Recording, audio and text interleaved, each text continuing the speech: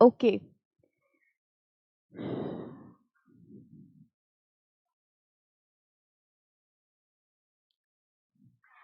चलिए, now we are going to start a new chapter, rather a very very very important chapter, elements of company secretary legislation.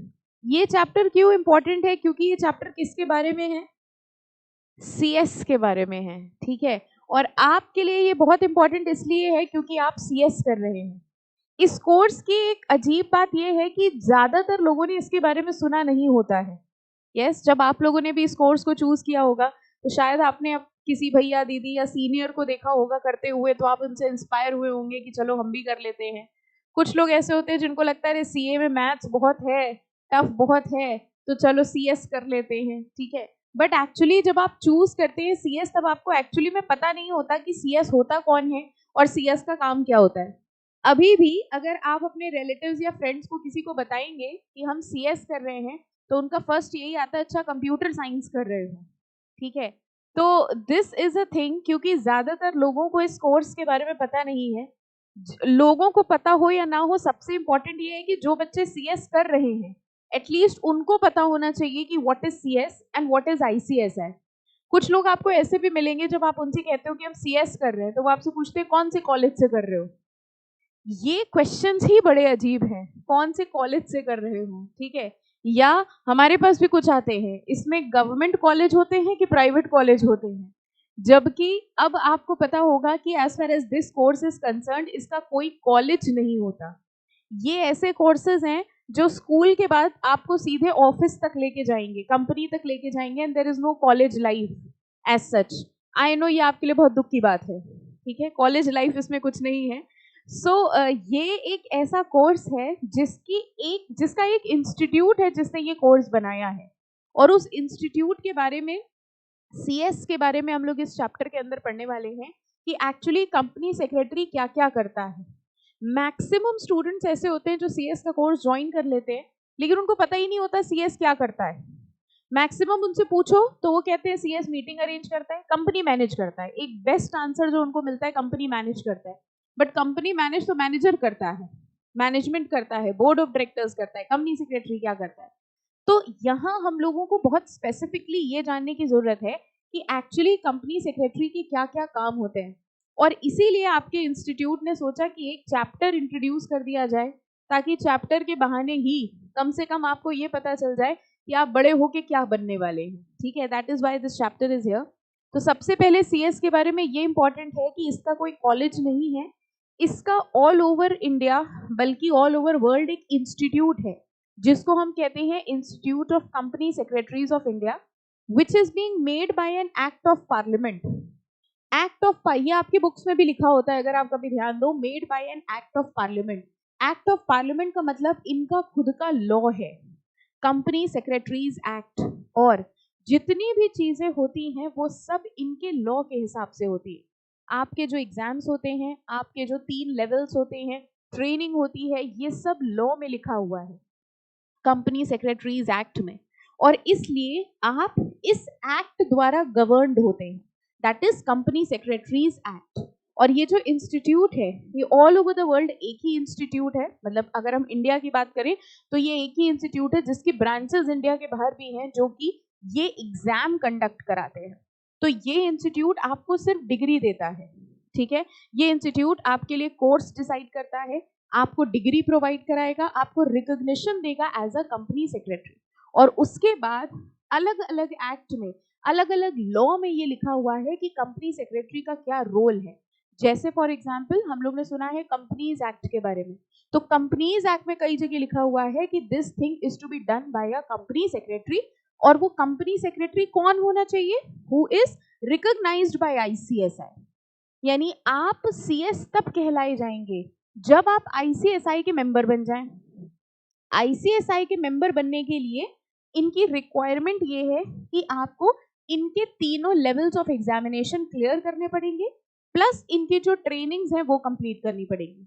जैसे ही आप इनके तीनों levels clear कर लोगे, training complete कर लोगे, वैसे ही आपको मेंबरशिप के लिए अप्लाई करना होगा और तब जाके आप आईसीएसआई के मेंबर्स बन जाएंगे, ठीक है। So this is how the things will go. तो हम लोग इस चैप्टर में देखिए आईसीएसआई के बारे में पढ़ेंगे, सबसे पहले the institute of company secretaries of India is the only recognised professional body in India to develop and regulate the profession of company secretary. यानी अगर हम लोग ये कहें कि कंपनी सेक्रेटरी का कोर्स कौन कौन करवाता है, तो कौन कौन करवाता नहीं, सिर्फ कौन करवाता है, ICSI।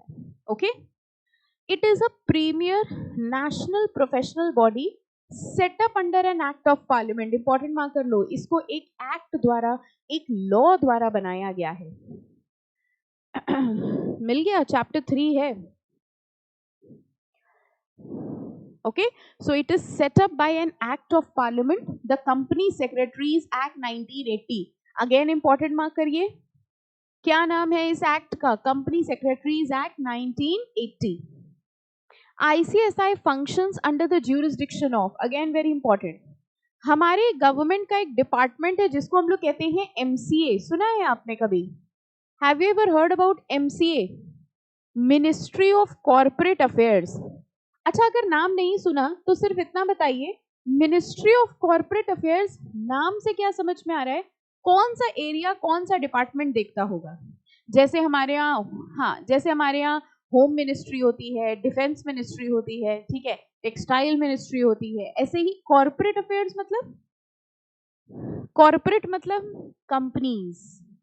हमारी कंट्री के अंदर जितनी भी कंपनीज हैं, उन कंपनीज को सरकार का कौन सा डिपार्टमेंट मैनेज करता है, that is MCA, ministry of company affairs या मिनिस्ट्री ऑफ कॉर्पोरेट अफेयर्स। क्योंकि कंपनी सेक्रेटरी भी कंपनीज से ही रिलेटेड है, तो डेफिनेटली ICSI यानी CS के ऊपर भी कौन सी मिनिस्ट्री है गवर्नमेंट की, MCA। तो MCA आपके रूल्स रेगुलेशंस बनाता है, MCA आपके लिए ये कोर्स जो है उसने क्रिएट किया है। ओके, जिसको मैनेज कौन कर रहा है, ICSI। तो हमारा मेन गवर्नमेंट से, इस डिपार्टमेंट से लेना देना है MCA। ओके, यहाँ पर आपका एक होमवर्क है, आपको ये ढूंढ के लाना है कि मिनिस्ट्री ऑफ कॉर्पोरेट अफेयर्स का हेड कौन है, who is the head, who is the minister. जैसे डिफेंस मिनिस्टर होता है, फॉरेन अफेयर्स मिनिस्टर होता है, आपको ये ढूंढ के लाना है who is the minister of corporate affairs in India presently. ठीक है, कॉर्पोरेट अफेयर्स का कौन है, ढूंढ के लाना। जानते हैं आप उनको, मतलब जानते मतलब नाम सुना है आपने उनका, ठीक है, जानते मतलब पर्सनली नहीं जानते। The institute provides top quality education to the students of company secretary course and best quality set of standards to CS members. अगली लाइन मार्क करिए, at present there are more than 50,000 members and about 4 lakh students on the roll of ICSI। Although थोड़ा सा पुराना data है, but still 50,000 के करीब members हैं, यानी 50,000 कंपनी सेक्रेटरीज हैं। कम है कि ज्यादा है? कम है ना, इसीलिए तो आपको बनने की जरूरत है। सोच के देखो इंडिया में कंपनीज कितनी होंगी, ना जाने कितनी कंपनीज है। 50,000 तो एक बहुत छोटा नंबर है। और अगर हम लोग ये मान के चलें कि एक कम लाखों कंपनियां हैं हमारी कंट्री के अंदर, और अगर हम लोग ये मान के चलें कि एक कंपनी में एक कंपनी सेक्रेटरी भी होना चाहिए, तो भी 50,000 is a very less number. तो अगर आपने इकोनॉमिक्स पढ़ी है तो आप डिमांड सप्लाई देख सकते हो, इसकी सप्लाई कितनी कम है और डिमांड कितनी ज्यादा है। कोई भी कंपनी बिना कंपनी सेक्रेटरी के काम नहीं कर सकती। कंपनियां इतनी ज्यादा हैं, कंपनी सेक्रेटरी सिर्फ 50,000। तो यहाँ पर एक डिमांड सप्लाई गैप है। सप्लाई बहुत कम है कंपनी सेक्रेटरीज की और डिमांड बहुत ज्यादा है। जनरली जॉब्स कहाँ नहीं लगते हैं, जहाँ उल्टा होता है। उल्टा क्या होता है, डिमांड नहीं है, सप्लाई बहुत ज्यादा है। हमारी कंट्री में बहुत सारे ऐसे कोर्सेज हैं, आप देखिए बहुत सारे, I am not going to name it obviously, but आप खुद जानते हैं ऐसे बहुत सारे कोर्सेज हैं जो लोग करके बैठ जाते हैं, but they are not getting jobs. उसका रीजन क्या है, डिग्री बहुत सारी हैं, भर भर के कॉलेजेस हैं, बहुत सारे कॉलेज में बहुत सारे बच्चे हैं, बट उतनी जॉब्स नहीं है। यहाँ पर उल्टा गेम है, यहाँ पर रिक्वायरमेंट बहुत है लेकिन बच्चे कम हैं, और उसका रीजन ये है कि people are not aware about this course. लोगों को पता ही नहीं है कि CS जैसा कोई कोर्स है। तो that is what is the thing. और जितना बड़ा शहर होगा डिमांड उतनी ही ज्यादा होगी। आप ऐसे लॉजिक लगा सकते हो, जितनी बड़ी सिटी होगी, अगर हम बड़ी सिटी दिल्ली बॉम्बे की बात करते हैं, ज्यादातर कंपनीज जहां होंगी, कंपनी सेक्रेटरी की रिक्वायरमेंट वहां ज्यादा होगी। जितना छोटा शहर होगा, कंपनी सेक्रेटरी की रिक्वायरमेंट कम होगी और लोगों ने CS के बारे में कम सुना होगा। And that is the reason कि यहाँ पर एक्सेलेंट जॉब अपॉर्चुनिटीज है। बहुत सारे बच्चे कहते हैं इसका स्कोप नहीं पता क्या होता है, या आप भी जब करते हो तो आपके दिमाग में एक सवाल घूमता रहता है, पता नहीं जॉब लगेगी कि नहीं, स्कोप है कि नहीं। प्रॉब्लम क्या है, it's not about scope, it's about people have not heard about it. जब आप लोगों को सीएस के बारे में बताते हैं तो उनको पता ही नहीं है सीएस होता क्या है, इसलिए वो कहते हैं कि स्कोप नहीं है। तो these are two different thing. हमने किसी कोर्स के बारे में सुना नहीं है। जैसे हम आपको एग्जाम्पल बताते हैं, एक कोर्स होता है एक्चुअरी का। अब आपको क्या एक्चुअरी कौन होता है, इसका कोई स्कोप ही नहीं है, जबकि आपको पता है actuary is one of the highest paid jobs in India. लेकिन क्योंकि आपको पता नहीं है एक्चुअरी के बारे में, इसलिए आप कह रहे हो होता ही नहीं, बेकार का कोर्स है। अगर अभी आपका एक फ्रेंड आके आपसे कहे मैं एक्चुअरी करने वाले, तो आप पागल हो, ये सब क्या कर रहे हो, एमबीए कर लो। So it's about what people have heard. Actuary is all about valuations. Actuary वो पर्सन होता है जो वैल्यूएशंस करता है, जिनकी कैलकुलेशंस अच्छी होती है, मैथमेटिक्स अच्छी होती है, तो गो फॉर एक्चुअरी, ठीक है। और एक्चुअरी में ये मान के चलो कि बहुत कम एक्चुअरी है, और इसलिए it is one of the highest paid jobs in India. जितना आप पैकेज मुंह से बोलोगे और दूसरा बंदा आपको देने को तैयार होगा, that is what is the course of actuary.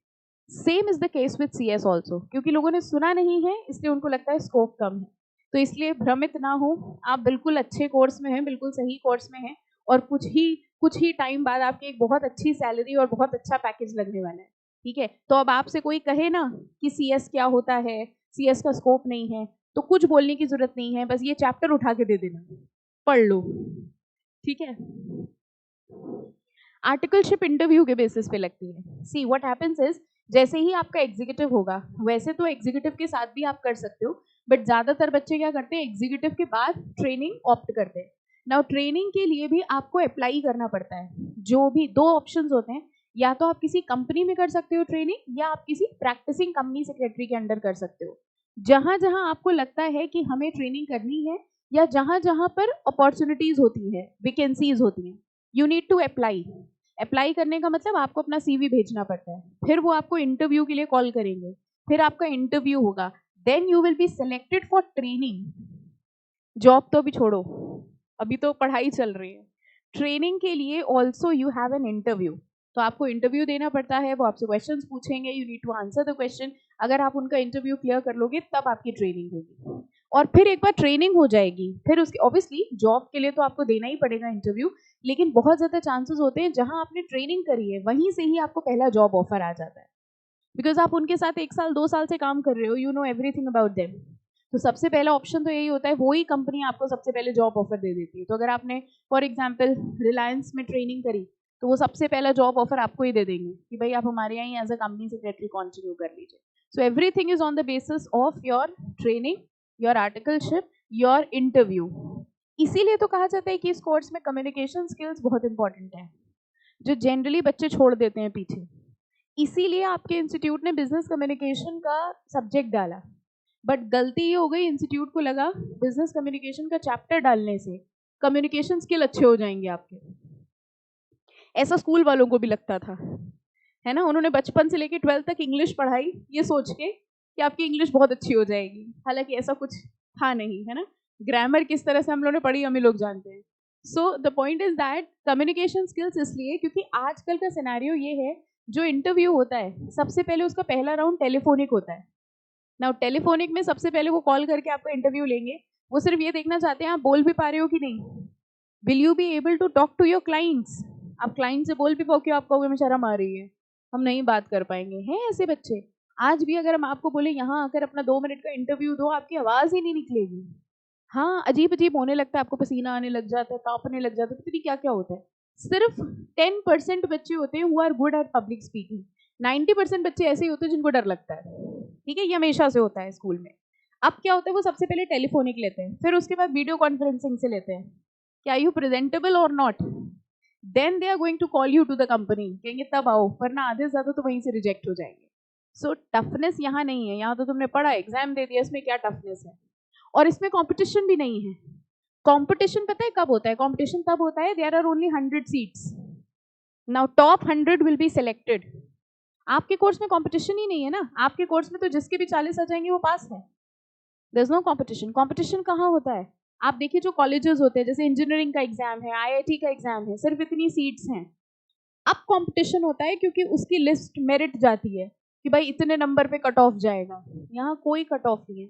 Institute ने सीधा सीधा बोला है भाई तुम 40 ले आओ, हम तुम्हें CS बना देंगे। 100 में से 40, it's not a very big thing. 100 number में से 40 ही तो मांग रहा है इंस्टीट्यूट, और क्या मांग रहा है। जिसके भी 40 आ जाएंगे। क्या कभी ऐसा कोई रूल सुना है कि सिर्फ इतने कंपनी सेक्रेटरी पास हो सकते हैं? नो, जितने भी होंगे हो जाएंगे। So the actual test is when you are going to crack the interview. और इंटरव्यू के लिए इंपॉर्टेंट ये है कि जितनी भी चीजें, जितने भी लॉ आपने पढ़े उन सबके थ्रू होना चाहिए आपको पता होना चाहिए। ये नहीं कि हमने याद कर लिया। You should be conceptually very strong, क्योंकि वो आपसे उन्हीं में से घुमा घुमा के क्वेश्चंस पूछेंगे। सो ये तब उस फेस पे आप पहुंचोगे। अभी तो एंट्रेंस है, एंट्रेंस तो निकल जाएगा, उसमें कुछ नहीं, ठीक है। तो वो सब लग जाता है, उसकी टेंशन ना लो। ट्रेनिंग भी हो जाती है, जॉब भी लग जाती है, वो सब ऑफर अपने आप ही आपके पास चल के आ जाएगा। और एक दो जगह इंटरव्यू दोगे ना तो कॉन्फिडेंस लेवल अपने आप बिल्टअप हो जाएगा। ओके, चलो। तो कह रहे हैं 50,000 मेंबर्स हैं और 4 लाख के करीब स्टूडेंट्स हैं। इन 4 लाख में आप भी कहीं इंक्लूडेड हैं, ठीक है। ओके, नेक्स्ट इंपॉर्टेंट मार्क करो। ICSI का हेडक्वार्टर कहाँ है? न्यू दिल्ली में हेडक्वार्टर है ना। ये सब MCQ के लिए इंपॉर्टेंट है। और 4 रीजनल ऑफिसेज हैं, न्यू दिल्ली, चेन्नई, कोलकाता एंड मुंबई। ये 4 इसके रीजनल ऑफिसेज हैं। एंड इनकी जो ब्रांचेस होती है ना, उनको हम लोग चैप्टर्स कहते हैं। ओके, तो जो भी ब्रांचेस हैं अलग अलग शहरों में, उनको चैप्टर्स कहा जाता है। सो 70 चैप्टर्स अक्रॉस इंडिया। पूरे इंडिया में 70 चैप्टर्स हैं। कानपुर चैप्टर कहाँ है? यहाँ है, पता है, बगल वाली building is the Kanpur chapter. ध्यान ही नहीं दिया आपने, बताओ। इंस्टीट्यूट के बगल में बैठे हो, पता ही नहीं। So today when you will go, तो ऊपर देखना सेकंड फ्लोर पे, that is Kanpur chapter, that is the branch office. हाँ भाई, सेकंड थर्ड फ्लोर जो भी है, ठीक है। तो you will get the branch office of ICSI, ठीक है। वो ऑफिस है वहाँ, फिलहाल अभी ऐसा सच कुछ नहीं होता। ऑफिस के भी जो भी मेंबर्स वगैरह हैं, उनकी मीटिंग और वो सब होते हैं। आपकी जो ट्रेनिंग होती है, एक एग्जीक्यूटिव में एक ट्रेनिंग होती है ODOP, 1 डे ओरिएंटेशन प्रोग्राम, वो यहाँ पर होगी। तब जाके आप अपना इंस्टीट्यूट देखोगे, ठीक है। तो ऐसे बहुत ज़्यादा उम्मीदें ना लगाना कि बहुत महलों जैसा होगा। Okay, it's normal office, but yes, 1 Kanpur chapter is here only. So new Delhi is the headquarter, 4 regional offices and 70 chapters, ठीक है। MCQ के लिए ये याद रख लीजिएगा। ICSI has been contributing to the initiatives of Government of India that have potential to excel the social economic growth of India. अब बात करते हैं vision, motto, mission and core values. Very important. What is the difference between vision and mission? Vision क्या है, mission क्या है? Mission, okay, very good. Vision आपका क्या है? अगर हम आपसे पूछे व्हाट इज योर विजन, ठीक है, आप अपने आप को कितनी दूर तक देख सकते हो? आपका विजन क्या है? What is your vision? कुछ तो विजन होगा लाइफ का। हम शादी करके बच्चों के साथ बैठना चाहते हैं, ये भी विजन हो सकता है। सो विजन बताओ भाई, विजन बताओ क्या है? ओके, एक आंसर आया, हम कंपनी सेक्रेटरी बनना चाहते हैं, this is a vision, to travel around the world. Very good. And vision अभी CS है, ओके, CS है अभी। पहली चीज तो विजन अभी और कभी नहीं होता, विजन एक होता है। ऐसा नहीं है अभी CS है फिर हमारा ये होगा। Vision is what you see yourself at last. Maximum हम अपने आप को कहां तक देख रहे हैं। क्या CS बनने के बाद कुछ नहीं, कोई उम्मीदें नहीं लाइफ से। सो विजन इज हम कहां तक अपने आप को देखते हैं, what is the last thing which we want to achieve, that is a vision, ठीक है। मिशन होता है उस विजन को पूरा करने के लिए। फॉर एग्जाम्पल, आपने कहा मेरा विजन ये है, I want to be a successful person in life. हम एक रिनोन्ड पर्सन बनना चाहते हैं, हम सक्सेसफुल पर्सन बनना चाहते हैं। और अपने इस विजन को पूरा करने के लिए हमने एक मिशन बनाया कि हमें ICSI से CS का कोर्स करना है। So my mission is CS and my vision is to become a leader या to become a renowned person. तो vision, yes, vision is always long term, हमेशा लॉन्ग टर्म। कुछ कंपनीज क्या करती हैं, वो विजन बनाते हैं ईयरली बेसिस में। माई 5 years विजन, माई 10 years विजन, माई 15 years विजन। लेकिन अगर हम लोग सिर्फ विजन की बात करते हैं, जैसे आपके इंस्टीट्यूट का विजन है, ये 5 साल 10 साल का नहीं है, this is a forever vision, कि हमने किस उद्देश्य से इस इंस्टीट्यूट को बनाया है और उस उद्देश्य को पूरा करने के लिए हमने क्या किया, that is the difference. Vision, किस ऑब्जेक्टिव से हमने ये इंस्टीट्यूट बनाया, what is the reason for making the institute. अब देखो आपके इंस्टीट्यूट का विजन क्या है, to be a global leader in promoting good corporate governance. हम ग्लोबल लीडर बनना चाहते हैं गुड कॉर्पोरेट गवर्नेंस में। अब इसके लिए सबसे पहले ये जानना जरूरी है कि भाई कॉर्पोरेट गवर्नेंस क्या चीज होती है, और corporate governance is a very very important word for you. Company secretary का काम ही कॉर्पोरेट गवर्नेंस है। ओके, कॉर्पोरेट गवर्नेंस का बेसिक मतलब होता है complying with all the rules and regulations. जितने भी लॉ हैं, जितने भी रूल्स हैं, जितने भी रेगुलेशंस हैं, उन सबका अगर प्रॉपर कंप्लायंस किया जाए तो what we call it as governance. और अगर कंपनीज के ऊपर ये रूल्स रेगुलेशंस लगाए जा रहे हैं तो वो वर्ड क्या बन जाएगा, कॉर्पोरेट गवर्नेंस। ठीक है, अब आपका इंस्टीट्यूट ये कह रहा है रूल्स एंड रेगुलेशंस को कंप्लाई करने वाली हम ऐसी बॉडी बनना चाहते हैं जो ग्लोबल लीडर हो। ग्लोबल लीडर का मतलब अगर वर्ल्ड में कहीं पर भी ऐसी बात कही जाए कि भाई रूल्स एंड रेगुलेशंस कंप्लाई कराने वाली कौन सी बॉडी है, तो सीएस का नाम आना चाहिए। ये आपके इंस्टीट्यूट का विजन है, that we want to be a global leader in promoting good corporate governance. ठीक है, इसके लिए जरा देखो इन्होंने मिशन क्या बनाया। इनका मिशन है to develop high calibre professionals facilitating good corporate governance. कह रहे हैं इस विजन को पूरा करने के लिए हम हाई कैलिबर प्रोफेशनल्स बनाएंगे जो कि गुड कॉर्पोरेट गवर्नेंस को पूरा करेंगे। क्या बता सकते हो हाई कैलिबर प्रोफेशनल्स किसकी बात कर रहे हैं? ये आपकी बात कर रहे हैं। आपका इंस्टीट्यूट आपके ऊपर कितना भरोसा रख रहा है, देखो कह रहे हैं हाई कैलिबर प्रोफेशनल्स बनाएंगे, और यही मेरे हाई कैलिबर प्रोफेशनल्स जो हैं यही कॉर्पोरेट गवर्नेंस में हमको लीडर बनाएंगे। So this is your institutes vision and mission. अब बात समझ में आई? तो हमारे इंस्टीट्यूट का विजन ये है कि हम ग्लोबली लीडर बनना चाहते हैं गुड कॉर्पोरेट गवर्नेंस में, और उसके लिए उन्होंने मिशन ये बनाया हम ऐसे प्रोफेशनल्स तैयार करेंगे जो कि गुड कॉर्पोरेट गवर्नेंस में सपोर्ट कर सके। ठीक है, ये तो मीनिंग समझ में आया।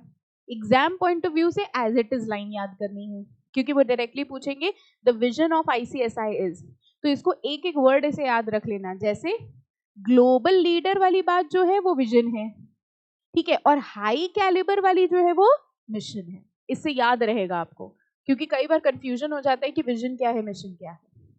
ठीक है, फाइन। तो हम ग्लोबल लीडर बनना चाहते हैं गुड कॉर्पोरेट गवर्नेंस में, ये आईसीएसआई का क्या है, विजन। और इसके लिए इंस्टीट्यूट हाई कैलिबर प्रोफेशनल्स बना रहा है, ये इंस्टीट्यूट का क्या है, मिशन। मोटो भी है इनका, फिलहाल ये आप फॉलो नहीं करते हैं। जो इनका मोटो है वो फिलहाल आपका मोटो नहीं है। दोनों ही बातें, स्पीक द ट्रुथ, ये तो हमसे हो नहीं पाएगा, है ना। Abide by the law, law को फॉलो करना वो हमसे होता नहीं है ना। हेलमेट कहाँ लगाते हो, रूल्स कहाँ फॉलो करते हो, है ना। तो फिलहाल ये दोनों ही चीजें ऐसी हैं जो आप फॉलो नहीं करते, लेकिन आपका इंस्टीट्यूट आपसे उम्मीद रखता है। इंस्टीट्यूट का मोटिव ये है, मोटो ये है कि आपको ये कसम खानी पड़ेगी कि आप सच बोलेंगे और आप हमेशा लॉ को कंप्लाई करेंगे। ठीक है, तो 3 चीजें हैं, vision, mission and motto. Vision क्या है, we want to be a global leader in promoting good corporate governance. Mission क्या है, प्रोड्यूसिंग हाई कैलिबर प्रोफेशनल्स, ठीक है, to promote good corporate governance. And motto, speak the truth and abide by the law. Okay, वही चीज देखो नीचे लिखी हुई है, विजन, मिशन एंड मोटो। चलो नेक्स्ट देखते हैं कोर वैल्यूज क्या है हमारी। ओके, कह रहे हैं हमारी कोर वैल्यूज में आती है integrity, ethics, reliability, ownership and being stakeholder centric. यानी किसी भी कंपनी सेक्रेटरी के अंदर ये वैल्यूज होना जरूरी है। इंटेग्रिटी मीन्स ऑनेस्टी, ठीक है, इंटीग्रल पार्ट हमारा होना चाहिए, we should be honest, we should be speaking the truth. I know अभी ये सब नहीं है, बट इंस्टीट्यूट ये कहता है सीएस बनते बनते आपको ये सब करना पड़ेगा। ओके, तो कोर वैल्यूज में आता है इंटेग्रिटी होनी चाहिए हमारे अंदर, एथिक्स होने चाहिए, रिलायबिलिटी, लोग आप पे रिलाय कर सके, आप इतने ट्रुथफुल होने चाहिए that people should rely on you. Ownership, आपको रिस्पॉन्सिबिलिटी लेनी पड़ेगी, रिस्पॉन्सिबिलिटी लेनी पड़ेगी। फॉर एग्जाम्पल किसी कंपनी के अगर आपने लॉज चेक करे, सी कंपनी सेक्रेटरी का काम क्या है? एक कंपनी सेक्रेटरी ये देखता है कि एक कंपनी के ऊपर जो भी लॉज लग रहे हैं वो उसने फॉलो करे हैं कि नहीं करे। ठीक है, इसको हम लोग नाम देते हैं सेक्रेटेरिएट ऑडिट का। अगर कभी आपने सुना हो, have you heard about the word audit? Audit मतलब होता है चेकिंग करना। ठीक है, सेक्रेटेरिएट ऑडिट का मतलब होता है चेकिंग द लॉज। एक कंपनी के ऊपर जितने भी लॉ लग रहे होते हैं वो लॉ फॉलो हो रहे हैं कि नहीं हो रहे हैं। सबसे पहले ये देखना कौन कौन से लॉ लग रहे हैं, फिर ये देखना कि वो लॉ फॉलो हो रहा है कि नहीं। ये सब देखना काम होता है कंपनी सेक्रेटरी का, और कंपनी सेक्रेटरी के इस काम को कहा जाता है secretariat audit. Company secretary, secretary word से आया है सेक्रेटेरिएट ऑडिट। ठीक है, अब कंपनी सेक्रेटरी सेक्रेटेरिएट ऑडिट करता है और एक रिपोर्ट बनाता है, और उस रिपोर्ट में लिखता है कि भाई इस कंपनी ने सारे लॉ फॉलो करे हैं। अब उसकी इस रिपोर्ट पे गवर्नमेंट और शेयर होल्डर्स भरोसा करते हैं। मान लीजिए कल को ऐसी कोई गलती निकल के आती है कि कंपनी सेक्रेटरी ने सेक्रेटेरिएट ऑडिट रिपोर्ट दी थी लेकिन वो गलत थी, कंपनी ने लॉ फॉलो नहीं करे, फिर भी रिपोर्ट में लिखा था सब लॉ फॉलो है, इसका मतलब कहीं ना कहीं कंपनी सेक्रेटरी ने गलती करी, यानी उसके ऊपर ना भरोसा किया जा सकता है ना रिलायबिलिटी है। तो यहाँ पर ये कह रहे हैं responsibility is on the company secretary, ownership उसकी है, उसको देखना पड़ेगा कि वो जो भी काम कर रहा है उसकी रिस्पॉन्सिबिलिटी ले, कि अगर हम एक रिपोर्ट साइन करके दे रहे हैं तो हम रिस्पॉन्सिबिलिटी ले रहे हैं कि जो भी हमने चेकिंग करे हैं वो सब सही है। आपके ऊपर भरोसा कर रही है गवर्नमेंट, आपके ऊपर भरोसा कर रहे हैं शेयर होल्डर्स। और ये भी ध्यान रखना अगर बाद में आपकी सेक्रेटेरिएट ऑडिट रिपोर्ट गलत निकल के आती है, आपने जल्दी जल्दी में चेक कर लिया, आपने कहा ये चैप्टर तुमने पढ़ा ही नहीं था और वो लॉ आपने देखा ही नहीं, तो अल्टीमेटली लाइबिलिटी किसकी आ जाएगी? Company secretary. और वैसे भी कंपनी लॉ के अंदर तो हर जगह लिखा हुआ है कि जो ऑफिसर इन डिफॉल्ट होता है उसकी लाइबिलिटी आती है, और ऑफिसर इन डिफॉल्ट में 1% कंपनी सेक्रेटरी भी होता है। ठीक है, तो फिलहाल सैलरी मिलने की उम्मीदें तो हैं आपकी, उसके पहले पेनाल्टी भरने का भी सोच लो। ठीक है, तो अब आप सोच रहे हैं मैम इनकम अभी शुरू हुई नहीं हमारी और आप हमें खर्चों की बात बता रहे, बट अभी आप कंपनी लॉ पढ़ोगे, कंपनी लॉ में हर जगह लिखा हुआ है कि penalty can be levied on company secretary. ठीक है, और ऐसी नहीं पेनाल्टी 10-5 रुपए की पेनाल्टी नहीं होती, लाखों की पेनाल्टी होती है। हाँ और क्या। And being stakeholder centric, लोगों के बारे में सोचना है आपको, लोगों के बारे में सोच के, शेयर होल्डर्स के बारे में सोच के, स्टेक होल्डर्स के बारे में सोच के। What is the difference between shareholder and stakeholder?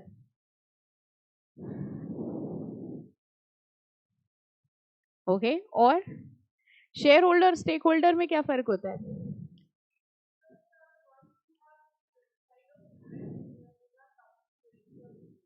Okay, example? Okay, absolutely. जिसने भी कंपनी में शेयर लिया है वो शेयर होल्डर है, और जिसका भी कंपनी में कोई स्टेक है, स्टेक मतलब किसी भी तरह से लेना देना है, जैसे क्रेडिटर्स हैं, एम्प्लॉइज हैं, कस्टमर हैं, गवर्नमेंट है, इन सब का कंपनी में स्टेक है, कहीं ना कहीं they are related to the company, they are known as stakeholder.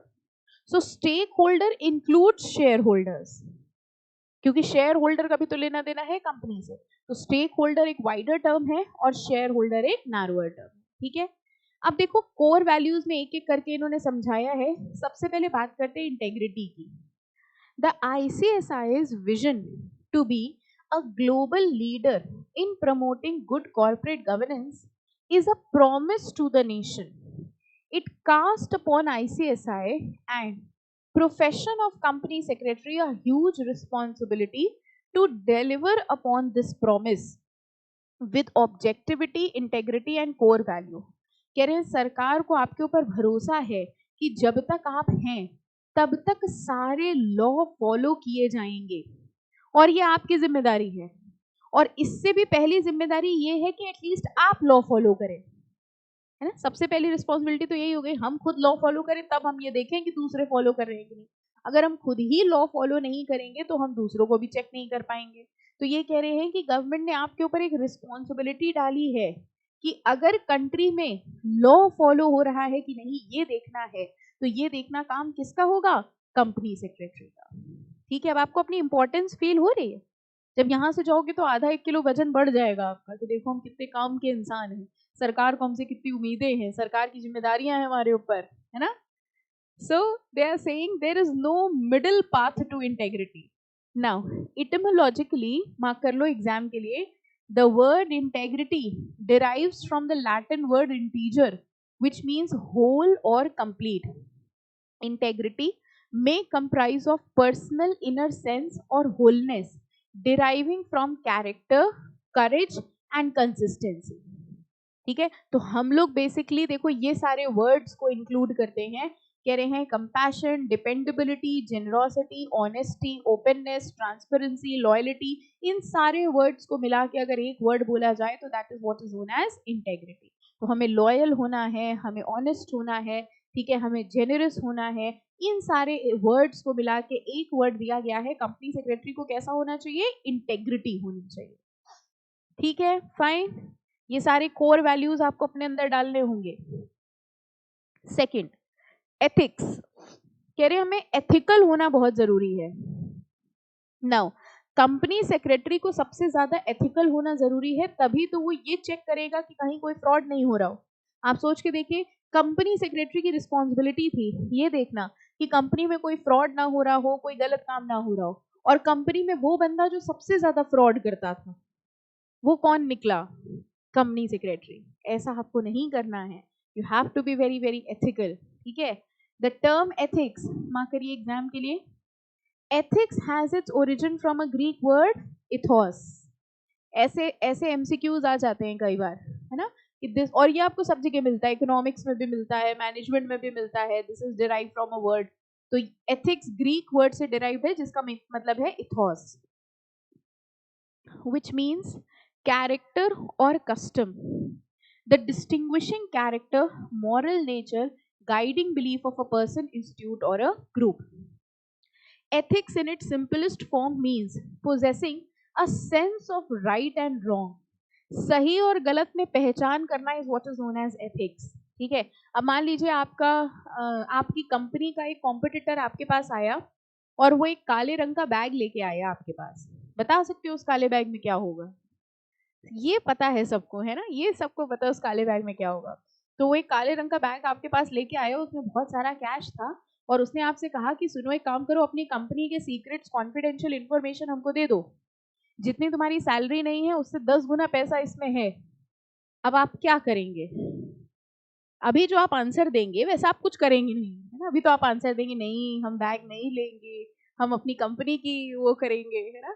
So now this is where your ethics come into picture, कि अगर ऐसी कोई सिचुएशन, अभी तो आपको पता है सब काल्पनिक चल रहा है, लेकिन जब एक्चुअली में आप वो पैसों से भरा हुआ बैग अपने सामने देखेंगे और आपको लगेगा एक छोटी सी इंफॉर्मेशन ही तो देनी है, वहां कहीं ना कहीं आपका एथिक्स थोड़ा सा प्रॉब्लम में आएगा। So over there is a situation choosing versus right and wrong. जब आप राइट वर्सेस रॉन्ग के बीच में चॉइस करेंगे, that is what is ethics. So a company secretary has to be always ethical. Whatever is consentaneously right is ethical, whatever is not is unethical. Third, being stakeholder centric. The ICSI, its member and team ICSI pledge to uphold the established principles of professional ethics, value, standards and will always promote honesty, transparency in their behavior, practices and process. तो stake holder के बारे में सोचना है, हमें सिर्फ अपनी company के बारे में नहीं सोचना, हमें लोगों के बारे में भी सोचना है। ऐसा भी हो सकता है आपकी कंपनी आपसे कहे कि देखो हम बहुत सारे फ्रॉड कर रहे हैं, हमने कोई लॉ फॉलो नहीं किया, लेकिन तुमको एक बहुत अच्छी रिपोर्ट देनी पड़ेगी, ऐसा भी हो सकता है। तो क्या आप अपनी कंपनी की झूठी रिपोर्ट देंगे? नो। यहाँ पर भी आपको देखना पड़ेगा कि we have to see towards the stakeholder. Government भी हमारे ऊपर ट्रस्ट कर रही है, पब्लिक भी हमारे ऊपर ट्रस्ट कर रही है, तो in any situation you should not be unethical. ठीक है, स्टेक होल्डर्स के बारे में सोचना है। Honesty and transparency is what is important. अगर आप अपनी कंपनी में कहीं पर भी कुछ भी गलत होता हुआ देखेंगे तो आप इमीडिएटली रिपोर्ट करेंगे। रिलायबिलिटी, इतना सब हो पाएगा आपसे? बड़े भारी भारी शब्द पढ़ रहे हो आज, इतनी सारी जिम्मेदारी हो पाएंगी? इतने ऑनेस्ट, इतने एथिकल कभी हुए हो आप? अच्छा, ये भी अजीब चीज है, बच्चे CS का कोर्स करते हैं ऑनेस्ट और एथिकल बनने की कोशिश करते हैं, लेकिन जब टेस्ट होता है तो चीटिंग जरूर करते हैं, है ना। और चीटिंग कर करके करके, हाँ अभी एग्जीक्यूटिव का एग्जाम चल रहा है जिसका भी, उसमें भी चीटिंग करते हैं। और चीटिंग कर करके कौन सा कोर्स करने जा रहे हैं? एक ऐसा कोर्स जो सबसे एथिकल है, जो सबसे ऑनेस्ट है ना, CS।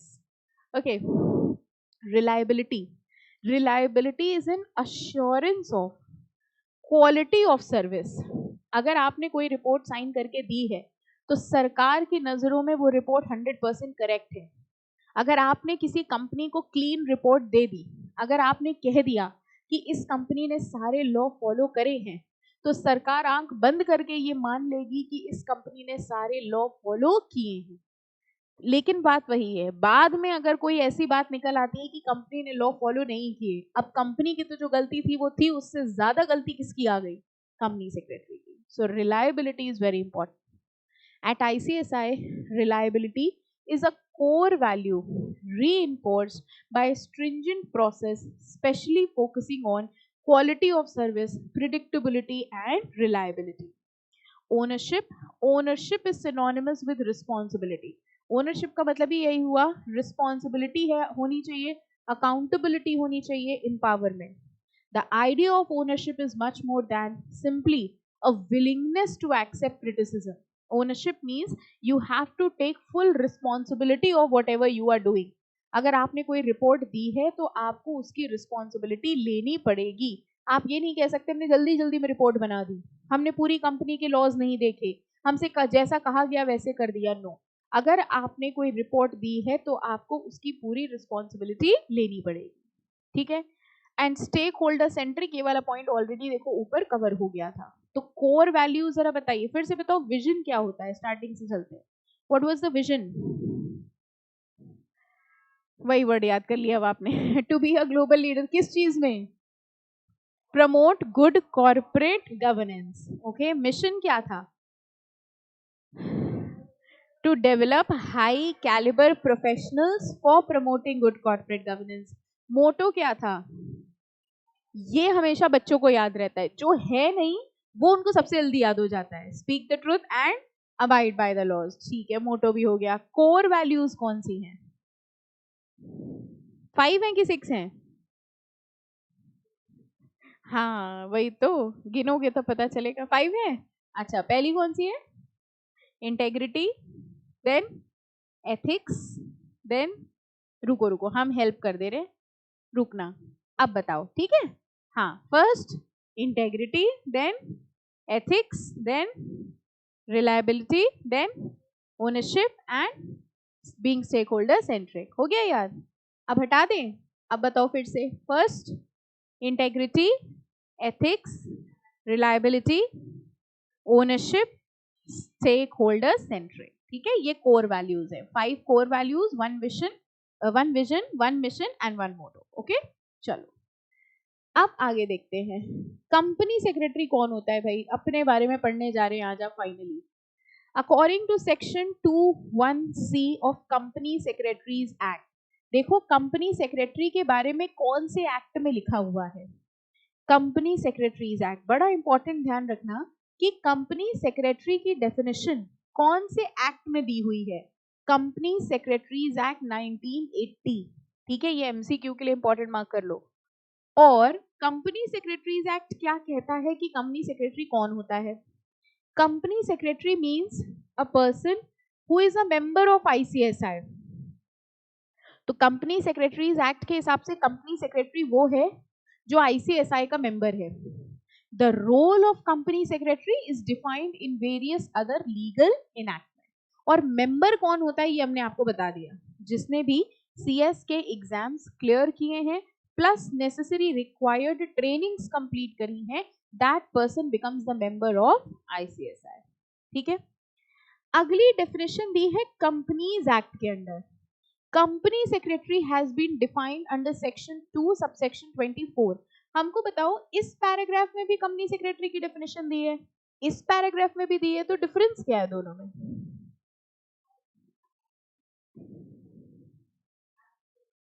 वो 1980 के हिसाब से है, ये 2013, ईयर का फर्क है। What is the difference between the two paragraph? जब ऊपर कंपनी सेक्रेटरी की डेफिनेशन बता दी थी, ये ऊपर वाली कौन से एक्ट के हिसाब से है? Company secretaries act. और दूसरी वाली कौन से एक्ट के हिसाब से है? Companies act. अब आपको समझ में आया? एग्जाम में आंखें खोल के देखना, जितनी आंखें हो उतनी, ठीक है? कि कंपनी सेक्रेटरीज एक्ट के हिसाब से डेफिनेशन पूछ रहे हैं कि कंपनीज एक्ट के हिसाब से पूछ रहे हैं? कंपनीज एक्ट के हिसाब से कंपनी सेक्रेटरी की डेफिनेशन क्या है, जरा पढ़ के बताओ।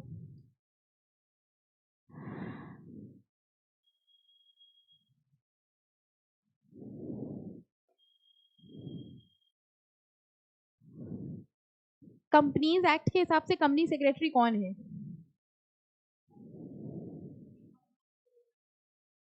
फंक्शन वाली लाइन के पहले क्या लिखा था?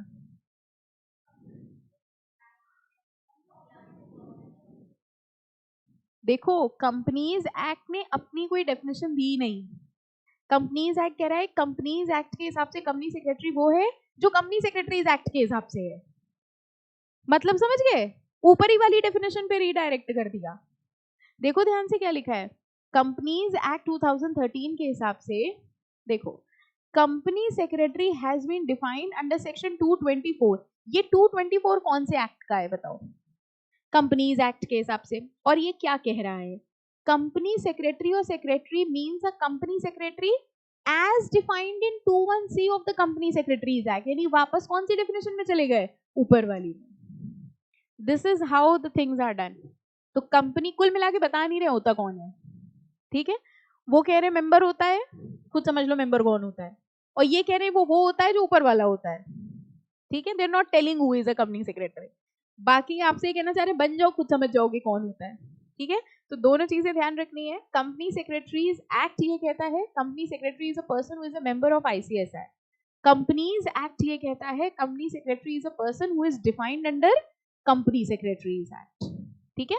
और आगे लिखा है who is appointed by a company, जिसको कंपनी ने अपॉइंट किया है to perform the functions of company secretary. कुल मिला के कंपनीज एक्ट ने सब कुछ कह के कुछ नहीं कहा, ठीक है? कौन होता है? वो होता है जो कंपनी सेक्रेटरीज एक्ट के हिसाब से होता है। और करता क्या है? कहते हैं कंपनी सेक्रेटरी वो करता है जो कंपनी सेक्रेटरी का काम होता है, ठीक है? ये कहा है कंपनीज एक्ट में। हाँ, ये एक्ट की डेफिनेशन है बेटा। See, one thing is meaning and definition. Meaning जब आप अगर कभी गूगल में डालोगे who is a company secretary, तो वो कंपनी सेक्रेटरी में रोल बताएंगे। कंपनी सेक्रेटरी लीगल ऑफिसर होता है, ये काम करता है, वो काम करता है। But if you go by the act, law में क्या लिखा है? लॉ में ये लिखा है, ठीक है? तो लॉ में यही लाइन लिखी है एग्जैक्ट। और लॉ में जो लिखा है, जितना लिखा है, जैसा लिखा है, वही सही माना जाता है, चाहे गलती क्यों ना लिखा हो। Law is law. अगर लॉ में कोई चीज गलत लिखी है तो वही मानी जाएगी अनटिल अनलेस उसको सही ना कर दिया जाए, ठीक है? तो लॉ तभी तो लॉ है, एक बार बन गया तो बन गया, अनटिल अनलेस उसको चेंज किया जाए। ओके, तो ये दो पैराग्राफ्स हैं डेफिनेशन के। एग्जाम पॉइंट ऑफ व्यू से ध्यान ये रखना, कंपनी सेक्रेटरीज एक्ट की डेफिनेशन क्या है और कंपनीज एक्ट की डेफिनेशन क्या है। अब बात कर रहे हैं company secretary is recognised as one of the key managerial person. ये शब्द भी अब बड़ा जरूरी है आपकी लाइफ में। कह रहे हैं कंपनी सेक्रेटरी को KMP कहा जाता है, की मैनेजरियल पर्सन। ये कौन पर्सन होता है? क्या इसके पास कंपनी की चाबियां होती हैं? Keys, okay, one of the members of top level. देखिए, की मैनेजरियल पर्सन वो नहीं होता जिसके पास चाबी होती है। की मैनेजरियल पर्सन वो होता है जो खुद चाबी होता है। की मैनेजरियल पर्सन मतलब वो खुद उस कंपनी की चाबी है। हमारी कंपनी में कुछ लोग हैं जो कंपनी के बड़े इंपॉर्टेंट लोग हैं, की एम्प्लॉइज हैं, उनके बिना काम नहीं हो सकता। ये हैं वो कुछ लोग। और आपको जान के बहुत खुशी होगी, क्या? हाँ, कि आपका नाम भी उसमें से एक है। और सोच के देखो, लोग क्या कहते हैं, CS का स्कोप नहीं है। बताओ, कह रहे हैं कंपनी, हम बता तो रहे हैं, कोई आपसे कहे ये चैप्टर उठा के दे देना, उससे कुछ कहने की जरूरत नहीं, क्योंकि आप कुछ भी समझाओगे वो नहीं समझेंगे। ये चैप्टर पढ़ लीजिएगा और जब हो जाए तो हमें बता दीजिएगा, हम टेस्ट ले लेंगे। ये आप उनसे कहिएगा, ठीक है? सो कह रहे हैं कि company secretary, sorry, company KMP के हिसाब से चलती है। हमारी कंपनी में कौन कौन KMP होता है, जरा देखो। अभी ऊपर है, लिमिट है, अभी हम एक्सप्लेन करेंगे। पहले हम जरा ये बता दें। हाँ बेटा, हाँ हाँ, सीए का है कि सीएस का, सीए के बेटा हर कोई कहता है स्कोप नहीं है, but the point is that कि स्कोप कैसे पता चलता है। मैंने अभी आपको बताया ना, कोई ऐसा कोर्स जिसके बारे में आपको पता ही नहीं है, आपको स्कोप ही नहीं है। So when you don't know about it, that is what is scope नहीं है। बट ऐसा कुछ नहीं है, आप खुद ही देख रहे हो कि हर जगह कंपनी सेक्रेटरी की रिक्वायरमेंट है। लॉ में भी लिखा हुआ है कि भाई ये काम कंपनी सेक्रेटरी को करना है। अगर हाँ, जिस दिन सारी कंपनियां खत्म हो जाएंगी इंडिया की, there is no company in India, उस दिन स्कोप खत्म हो जाएगा। अग्रीड। ऐसा हो सकता है कभी? अंबानी होने देंगे ऐसा कभी? हमारा देश चल ही रहा है कंपनियों से, आपको पता है, सरकार तो बाद में चलाती है। हमारी कंट्री एक्चुअली बड़ी बड़ी कंपनियों से चल रही है, टाटा है, अंबानी है जो हमारे देश को चला रहे हैं, सरकार तो उन्हीं से फंडिंग लेके चला रही है। It's a simple thing. तो अगर कंपनियां नहीं खत्म हो सकती तो कंपनी सेक्रेटरी नहीं खत्म हो सकता। और आजकल तो स्टार्टअप्स का जमाना है, नई नई कंपनीज आ रही हैं। नहीं नहीं नहीं नहीं, no, CA can not work as a CS. CA CS की तरह काम नहीं कर सकता, सीएस सीए की तरह काम नहीं कर सकता। जिसके पास जो डिग्री है वही तो काम कर सकता है। यू नीड टू हैव, अगर आपको सेक्रेटेरिएट ऑडिट रिपोर्ट साइन करनी है तो आपको सीएस की डिग्री चाहिए, nobody else can do that. और अगर आपको स्टैट्यूटरी ऑडिट करना है, जो सीए करता है वो सीए कर सकता है, वो सीएस नहीं कर सकता। अच्छा, हु इज हायर इंजीनियर और MBA? if you give me the answer of this question, I can give you, see, these are two different things. Higher कैसे डिसाइड करोगे? दो अलग अलग कोर्सेज में आप ये कैसे डिसाइड कर सकते हो? भाई, मैनेजर है जो कंपनी चला रहा है, इंजीनियर है जो मशीन चला रहा है। मशीन के बिना कंपनी नहीं चलेगी और मैनेजमेंट के बिना मशीन क्या करेगी चल के? तो both are relevant at their own fields. So how can you say who is higher?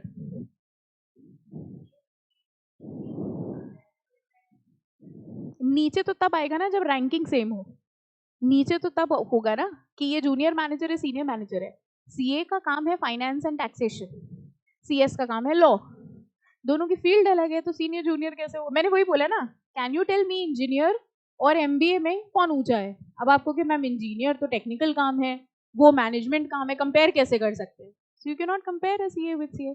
So only thing when people have heard more about CA, लोगों ने सीए के बारे में ज्यादा सुना है इसलिए उनको लगता है सीए ऊपर है, सीएस के बारे में कम सुना है इसलिए उनको लगता है सीएस नीचे। और बता दें, लोगों ने कॉस्ट अकाउंटेंट के बारे में बिल्कुल नहीं सुना है, सीएमए, जो कि अब कॉस्ट अकाउंटेंट है, तो उनको लगता है सीएमए सबसे बेकार है। जबकि आपको पता है तीनों डिग्रीज में बेस्ट सीएमए, बहुत अच्छी जॉब लगती है कॉस्ट अकाउंटेंट की, और वो भी government job. And toughest is cost accountant, toughest is cost accountant. लोगों को सीए लगता है, नो, सीएस और सीएस और सीए का कोर्स मिला के कोर्स है कॉस्ट अकाउंटिंग का। That is the toughest and that is very important. आप करके देखो, सीधे गवर्नमेंट जॉब लगती है। बट लोग क्या कहते हैं, सीएमए को तो बिल्कुल स्कोप नहीं है क्योंकि बिल्कुल नाम नहीं सुना। सो इट्स ऑल अबाउट किसके बारे में हमने सुना है। जिसकी नॉलेज होती है वो कोर्स बहुत अच्छा है, जिसकी नॉलेज नहीं होती वो कोर्स नहीं अच्छा है। तो बस ये चीज़ है, आपको इससे क्या मतलब, आपकी बढ़िया जॉब लग जाएगी और क्या करना। ठीक है, तो ये देखो, कुछ लोग होते हैं हमारी कंपनी के की मैनेजरियल पर्सनल। कौन कौन होते हैं? Managing director. अब देखो बड़े बड़े लोग हैं, managing director, CEO, manager, company secretary, CFO. तो जहाँ ये बड़े बड़े लोग बैठे होंगे, मैनेजिंग डायरेक्टर बैठा है, सीईओ बैठा है, वहीं एक बड़ा आदमी और बैठा होगा, वो कौन होगा? Company secretary. तो आपकी जॉब ऐसी नहीं है कि आपका एक छोटा सा केबिन होगा वहां बैठ के काम कर रहे होगे, आपका सीधे मैनेजमेंट लेवल काम है, इन लोगों के बीच में आप बैठे होंगे। कोई बड़ी बात नहीं अंबानी के बगल में बैठे हों, ठीक है, फाइन। हाँ, तो अब कोई कुछ पूछे तो बस सुना देना जो कुछ हमने बताया, ठीक है, ओके। सो फिलहाल ये वो लोग होते हैं जो कि एमपी होते हैं। एग्जाम के लिए वेरी इंपॉर्टेंट ये क्वेश्चन जरूर पुट अप होता है कि कौन कौन के एमपी होते हैं। अब इसमें दो इंपॉर्टेंट चीजें, एक रूल 8 है यहाँ पर और एक रूल 8A है यहाँ पर। इसको हम लोग अभी नहीं, नेक्स्ट लेक्चर पे डिस्कस करेंगे। लेकिन एक छोटा सा काम है आपके लिए, देखो फंक्शंस लिखे हुए हैं, functions and duties of company secretary. एक बार ट्राई करना इनको पढ़ने का, ठीक है। इसमें बहुत सारी चीजें होंगी, डाउट्स होंगे जो आपको नहीं समझ में आएंगे, ठीक है। फंक्शंस के ये 3 पॉइंट्स और ड्यूटीज के ये 8 पॉइंट्स, बस ये रीड करने हैं, ठीक है। उसके बाद कंपनी सेक्रेटरी इन प्रैक्टिस हम नेक्स्ट लेक्चर पे खुद ही कराएंगे, ओके फाइन। चलो।